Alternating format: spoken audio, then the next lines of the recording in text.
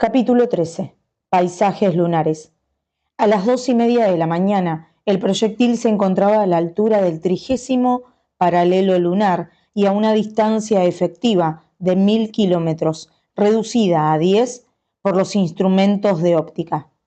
Continuaba pareciendo imposible que llegase a tocar en ningún punto del disco, y su velocidad de traslación, relativamente mediana, era inexplicable para el presidente Barbicane, porque a la distancia que se hallaba de la Luna debía haber sido considerable para neutralizar la fuerza de atracción. Había, pues, un fenómeno que no podía explicarse y, además, faltaba tiempo para buscar la causa. La superficie lunar pasaba rápidamente a la vista de los viajeros, que no querían perder ni el más leve detalle. El disco, pues, se presentaba en los anteojos a la distancia de 2,5 leguas. Un aeronauta transportado a esa distancia de la Tierra, ¿qué distinguiría en su superficie? Nadie puede decirlo, supuesto que las mayores ascensiones no han pasado de 8.000 metros. Véase, sin embargo, una descripción exacta de lo que Barbicane y sus compañeros veían desde aquella altura. En primer lugar, veían sobre el disco manchas extensas de colores variados. Los selenógrafos no están acordes sobre la naturaleza de estas coloraciones, que son perfectamente distintas unas de las de otras.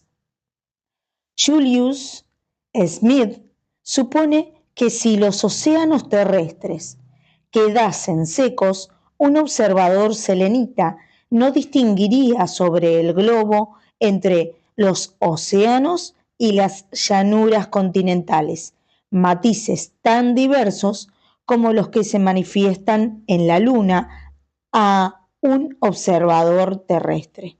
Según él, el color común de las extensas llanuras, conocidas con el nombre de mares, en el gris oscuro, mezclado con verde o pardo, algunos grandes cráteres presentan igualmente esta coloración.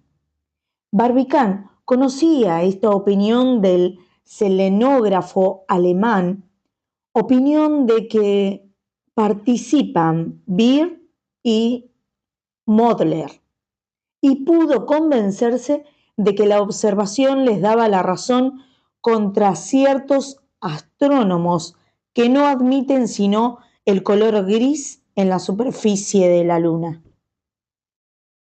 En ciertos espacios se destacaba con viveza el color verde, tal como resulta, según Julius Smith, en los mares de la serenidad y de los humores. Barbicane observó igualmente ambos cráteres desprovistos de conos interiores, que despedían un color azulado, análogo a los reflejos de una plancha de acero recién pulimentada. Estas coloraciones pertenecían efectivamente al disco lunar y no procedían, como han supuesto algunos astrónomos, ya de la imperfección del objetivo de los anteojos, ya de la interposición de la atmósfera terrestre. Para Barbicane no había duda en este punto. Observaba a través del vacío y no podía cometer error alguno de óptica. Así, consideró el hecho de las coloraciones diversas como conquista definitiva de la ciencia. Ahora, aquellos matices verdes se debían a una vegetación tropical sostenida por una atmósfera densa y baja.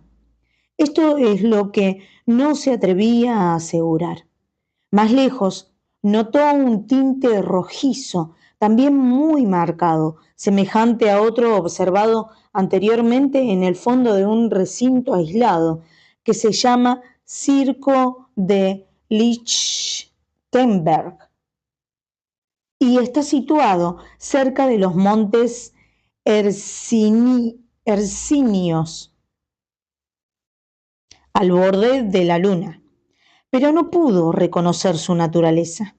No fue más afortunado con otra particularidad del disco, porque no pudo determinar exactamente la causa.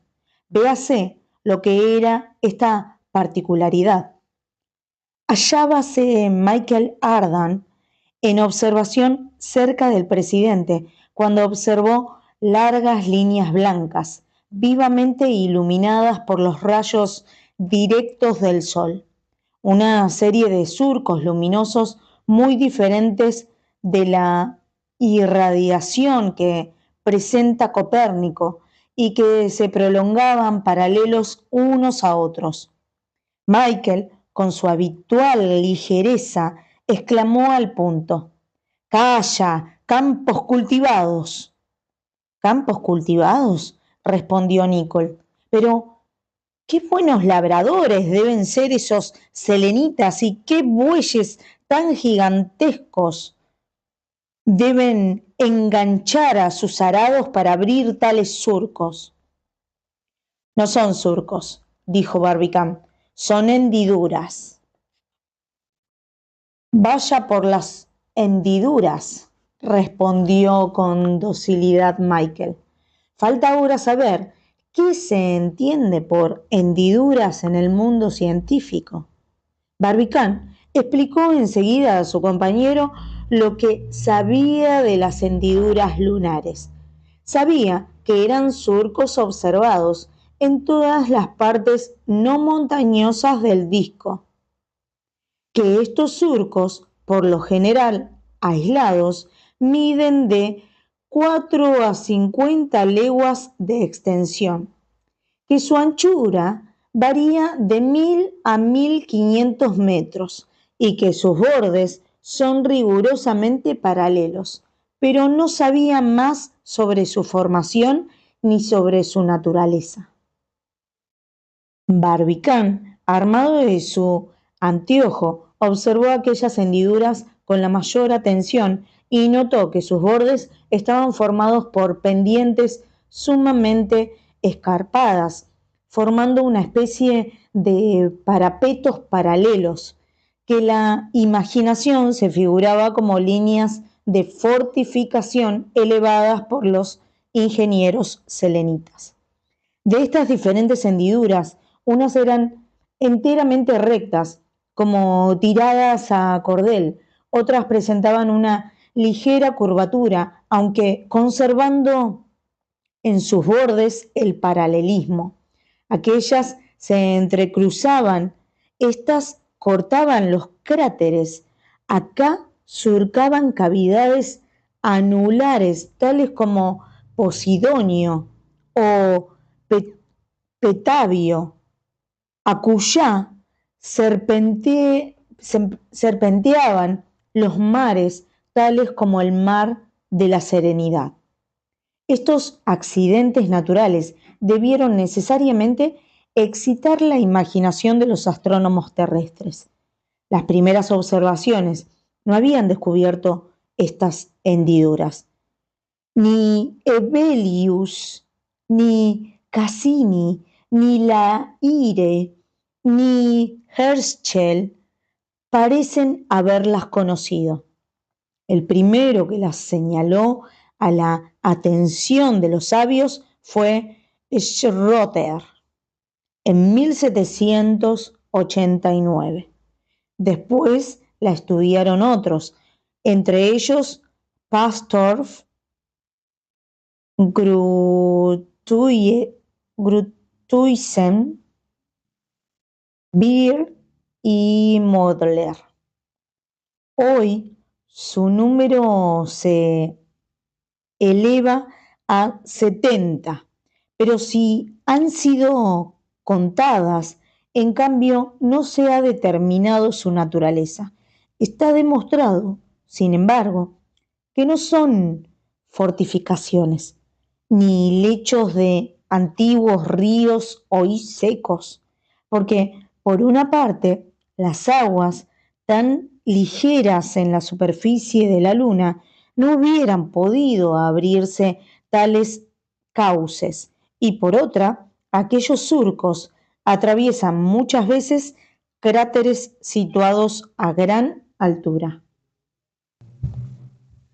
Hay que convenir, sin embargo, en que Michael Ardan tuvo una idea algo fundada y que, sin saberlo él, era la misma de Julius Smith. ¿Por qué razón, decía, esas inexplicables apariencias no han de ser fenómenos de vegetación? ¿Y en qué te fundas para sospecharlo?, preguntó Barbicane. No te alteres, dignísimo presidente, respondió Michael.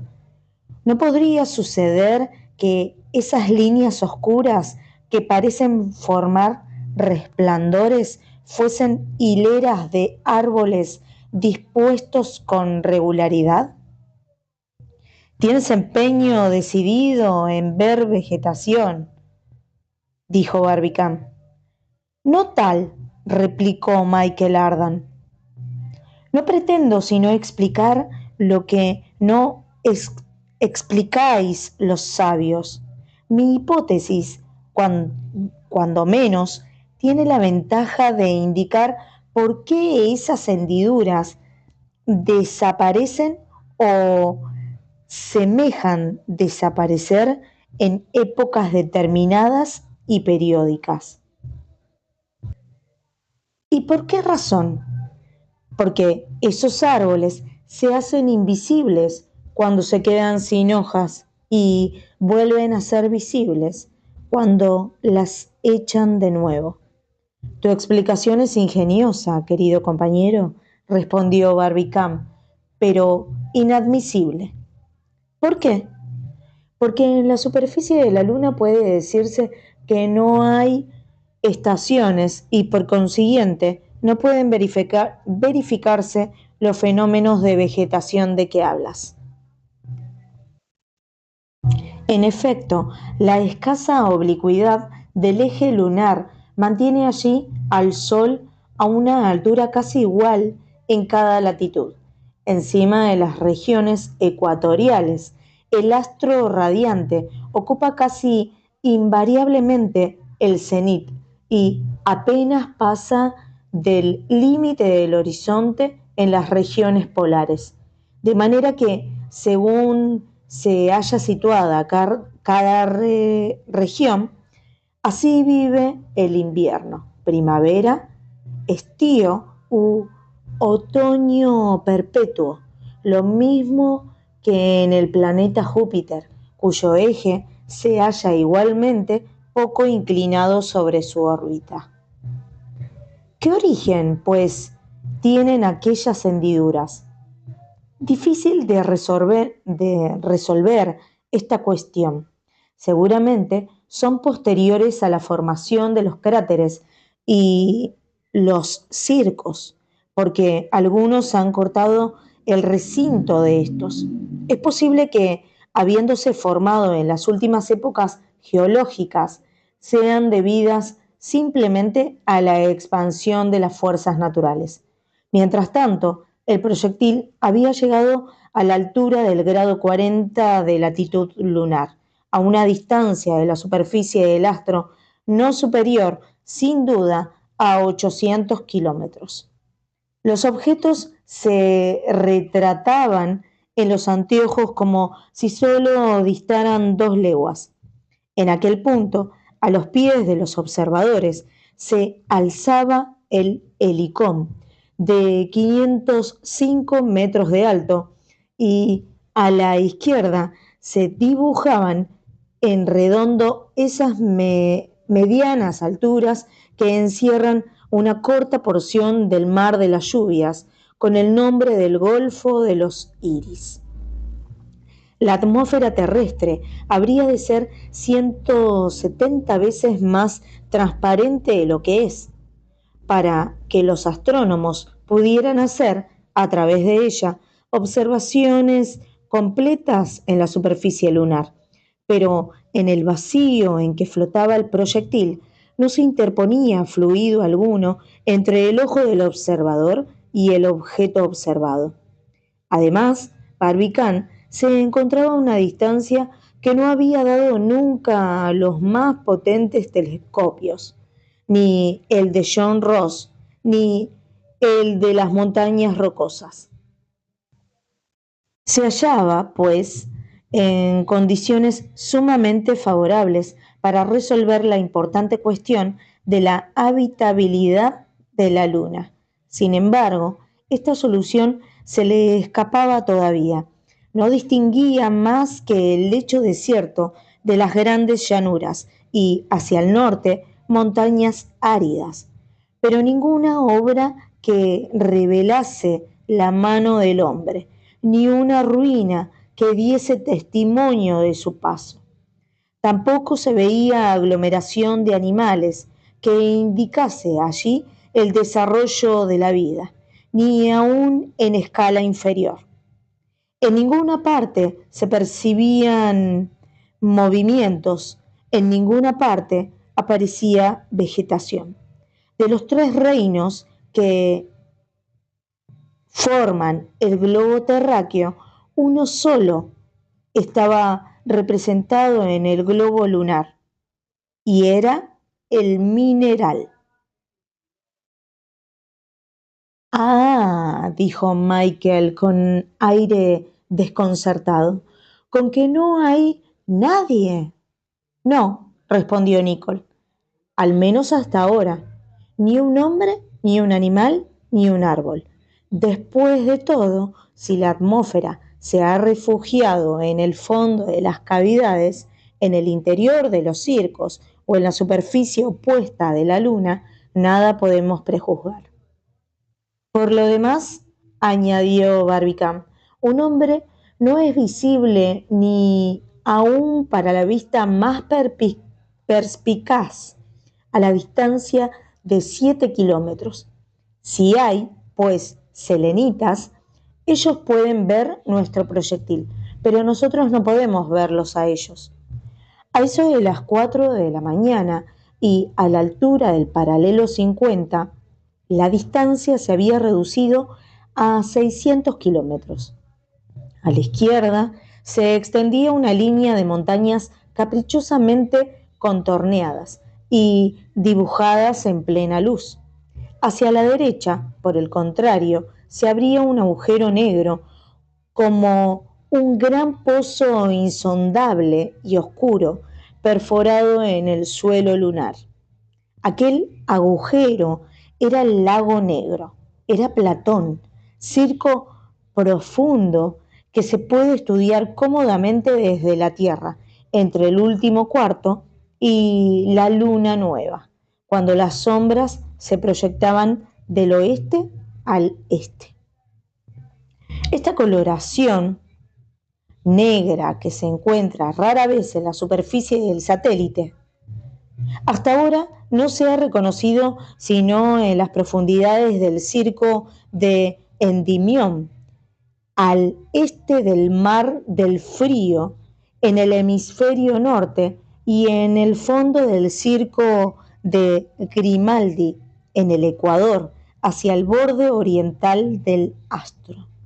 Platón es una montaña circular situada a los 51 grados de latitud norte y 9 grados de latitud este.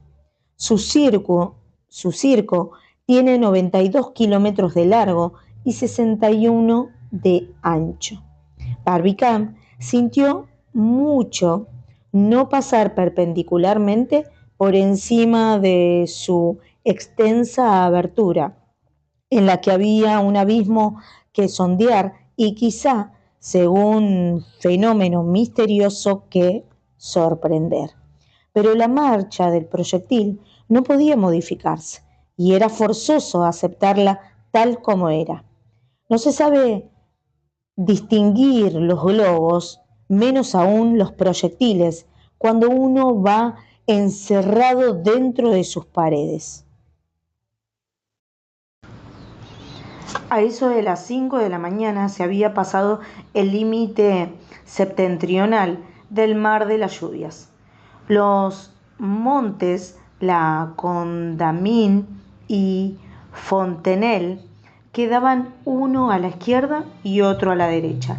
Aquella parte del disco, desde el grado 60, se hacía enteramente montañosa. Los anteojos lo acercaban a una legua, distancia inferior a la que separa la cumbre del Mont Blanc del nivel del mar. Toda aquella región estaba erizada de picos y circos. Hacia el grado 70 dominaba Filolao, de 3.700 metros de altura, con un cráter elíptico de 16 leguas de largo y 4 de ancho. Entonces, el disco, visto desde aquella distancia, ofrecía un aspecto sumamente extraño. Los paisajes presentaban condiciones muy diferentes de los de la Tierra, pero muy inferiores también. Como la Luna no tiene atmósfera, esta ausencia de envoltura gaseosa produce consecuencias ya demostradas. No hay crepúsculo en la superficie, ya que la noche sucede al día y el día a la noche de repente, como una luz que se enciende o se apaga en medio de una oscuridad profunda. Tampoco hay transición desde el frío al calor, sino que la temperatura pasa en un momento desde el grado de la ebullición del agua a los fríos del espacio. Otra consecuencia de la ausencia de aire es la de que reinan tinieblas completas allí donde no llegan los rayos del sol. Lo que en la Tierra se llama luz difusa, esa materia luminosa que el aire mantiene en suspensión y que crea los crepúsculos y las albas, que produce las sombras, las penumbras y toda esa magia del claroscuro, no existe en la Luna. De aquí resulta una dureza de contraste que no admite sino dos colores, el blanco y el negro.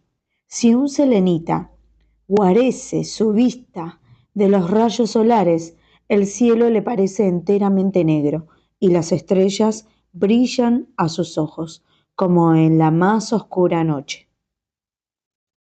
Júzguese la impresión de este extraño aspecto